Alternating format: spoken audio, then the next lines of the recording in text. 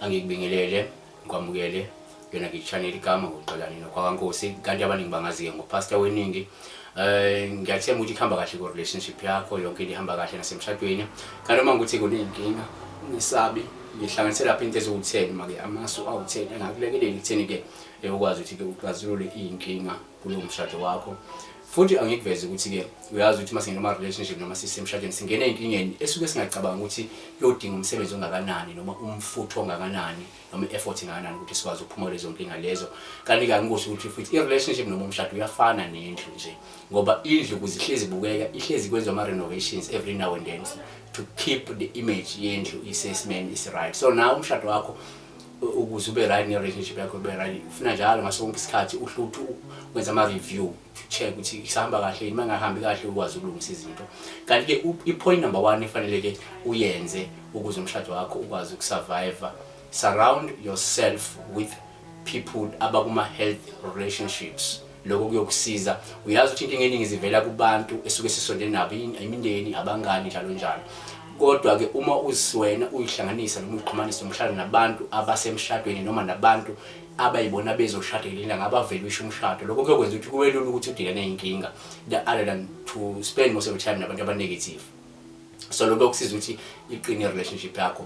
Number 2, kubalulekile ukuthi khetha ukuthanda. Uthando luyi-choice. Uyakwazi ukukhetha ukuthanda, uyakwazi ukukhetha ukuzonda. So when I choose to love and love truly and uthanda umuntu wakho ngale kwama-conditions, lokho kuyokwenza ukuthi i-relationship yakho ikwazi ukuthi nayo kuyiqinise lokho. Kanti okwesithathu okubalulekile ufuna ukuthi wenze sure ukuthi uyakwenza ku-relationship yakho ukubeka injabulo yomuntu wakho phambili kuneyakho. Wenze ngathi yona ebalulekile kunenjabulo yakho. Lokho kuyokusiza ngoba uyakwazi ukuthi ubeke umuntu wakho phambili, ukwazi ukuthi ube ne-generosity, ukwazi ukuthi ube ne-affection kuyena sonke isikhathi. Lokho kuyokwenza ukuthi ukhole nasekutheni nikwazi ukuba intimate noma nibe ne-intimacy ngokuthi uhlezi umbeka phambili naso sonke isikhathi umuntu wakho. Kanti okwesine engicathi kubalulekile ku-relationship yakho ukwenza sure ukuthi ubeka ubudlelwano bakho phambili. Ubeka ubudlelwano bakho.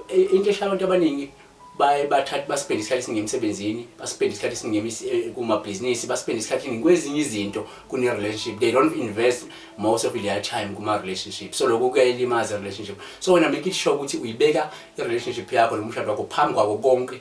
Okunye kube yona ibalulekile, kube yona priority number 1. Lokho kwenza ukuthi kanjani ama-problems uyokwazi ukudlula kuwo, futhi akulula ukushintsha wele kuma-problems. Okwesihlanu kubalulekile efuna ukwenze ku-relationship yakho, start from scratch. Lokho kwesihlanu, uma ngikuthi i-relationship yakho uyabona ukuthi now ayisa-float ngendlela ebifloat ngayo before, ayisahambi indlela ibihamba ngayo, take your time, start afresh, start from scratch. Buka ukuthi yini eyenza nibe happy, buka ukuthi yini eyenza i-relationship yenu kube ne-happiness kuyona, yini eyenza ukuthi nihlezi nijabule kwi-relationship.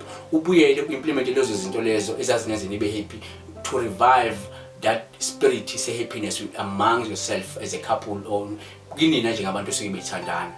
So lokho kuyokusiza kakhulu. Kanti okunye engikubona kubalulekile la ukuthi ukwe-6, stop taking one another for granted. Ningabukelani phansi, ningathathani kancane. Ungamthathi kancane umuntu wakho, yenza sure ukuthi awumthathi kancane. Uma kune birthday yakhe ucelebrate ama-birthday, celebrate ama-anniversaries, all these things ama-memories enwakheni nobabili. Yenza sure ukuthi niyakwazi ukuthi niwavuselele, niwa-celebrate zonke izinto ey'ncane lezi yizona ezenza ukuthi uthando lukhuthale. Ukuthi ukwazi ukunothisa nento ey'ncane abengayinakanga umuntu wakho, abone ukuthi hawu yazi lo muntu une-care, yonke lento leyo iyasebenza kakhulu. Kanti ke okunye okubaluleka kakhulu la okwesikhombisa, tholani counseling, tholani ukwelulekwa ngokwengqondo uma ukuthi you are going through a rough patch ku-relationship noma emshadweni. Tholani abantu abasebehlalile kakhulu emshadweni noma abantu abakwazi ukululeka ngokomqondo banikeze izeluleko. Number 9, enzani sure ukuthi iluleko abazoninika zona niyakwazi ukuyilandela, niyakwazi ukuhlala kuzona, niyakwazi uku-implement empilweni yenu. Lokho kuyokwenza ukuthi kube lula ngoba sometimes ukuya kwi-counseling and then into abazokutshela zona ungazi implement empilweni yakho kuyafana nokuthi hambe ekhemisi ufike uthenga imithi ungayiphuzi, ngeke uthole usizo. So make sure ukuthi you implement all those resolution esuke benikeze wona esuke nothathe money kwi-counseling, you apply empilweni yenu. Number 10, kubalekile ukuthi change the pattern. You know ukuthi yini ebehlezi inixabanisa, yini ehlezi inixabanisa ku relationship yenu, yini futhi le yenza umuntu wakho angasabi happy. Change, kubalekile ukushintsha. Akukwazi ukuthi umuntu wakho acomplain ngento eyodwa ngasonke isikhathi, but kube nzima ukushintsha, kube nzima ukusuka kule nto osukuyenza and then expect ukuthi relationship izokwazi ukuthi survive, expect ukuthi uzoba happy ku relationship noma emshadweni. Then lokho kusho ukuthi siyasikhohlisa. So kubalekile ukuthi uma ubona ukuthi kunento engamphathi kahle umuntu wakho, kunento impacta negatively ku relationship noma emshadweni wenu oyenzayo, zama ukushintsha. Ngiyathemba ukuthi lama sengikunikeza zona i10 azokwazi ukuthi aguqule impilo yakho, aguqule relationship noma aguqule umshado kona, awukwazi uku-revive, akwazi ukuvuselela. Ngiyabonga kakhulu ukuthi uthatha isikhathi sakho wabukela.